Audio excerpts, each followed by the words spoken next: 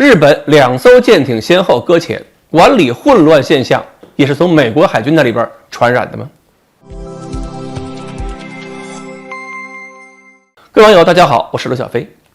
前些年呢，我们看了好多次美国海军的荒唐事故，比如洛杉矶级核潜艇水下高速航行，结果撞上礁石上，把脑袋撞瘪了；还有潜艇违规快速上浮撞沉渔船的。最近还有一次是驱逐舰跟货船相撞，差点把舰长挤成照片的。大家更熟悉的呢，还有把好人理查德号烧成熟人的。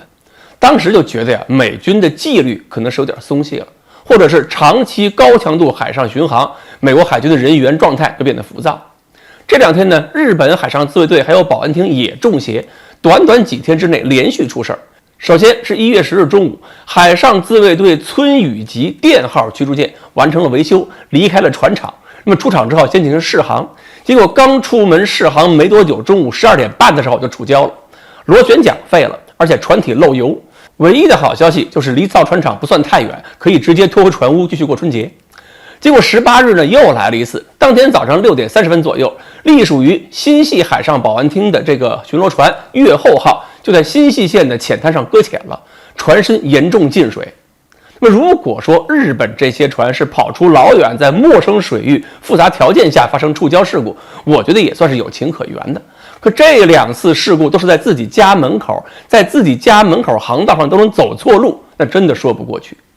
如果再回顾以前的事儿，我觉得应该又是违规操作出纪律问题了。比如2021年2月8号，日本海上自卫队苍龙号潜艇在高知县近海跟中国香港籍商船红通号货轮相撞，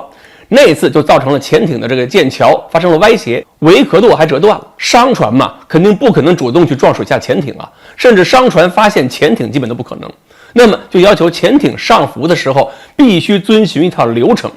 要先用声纳听确定周边没有船舶航行，然后呢上浮到潜望性深度，再升起潜望镜对海面要观察一圈，2次确认安全，然后才能浮出水面。如果潜艇按照这个安全规定流程上浮的话，按说不会撞上谁，只要是能撞上了，那肯定是潜艇违规。这次日本2艘船搁浅的原因是什么？没有公布。我猜呢有这么几种可能性：一种啊是舰长没有在岗位上，是其他军官值更代替掌握指挥权。值更军官对航道如果不熟悉，就有可能下达错误的命令；或者呢，就是航海部门没有及时关注导航设备信息，没有及时发现舰艇受到海流或者是风力影响造成的偏移，当然也就没法通知舰长或者值班军官。出现这种事儿，通常也是2种原因：一种呢是相关制度本身存在问题，比如说什么时候、什么条件下应该及时核对信息，要求不够明确。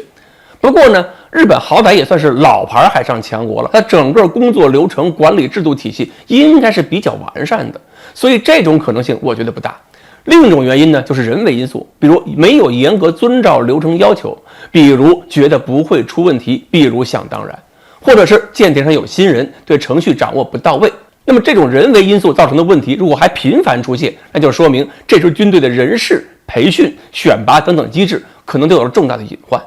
当然，对我们而言，说句不厚道的话，大家可能就爱听日本舰艇出点事儿。要是这事儿出的还红红火火的，正好适合大过年的氛围。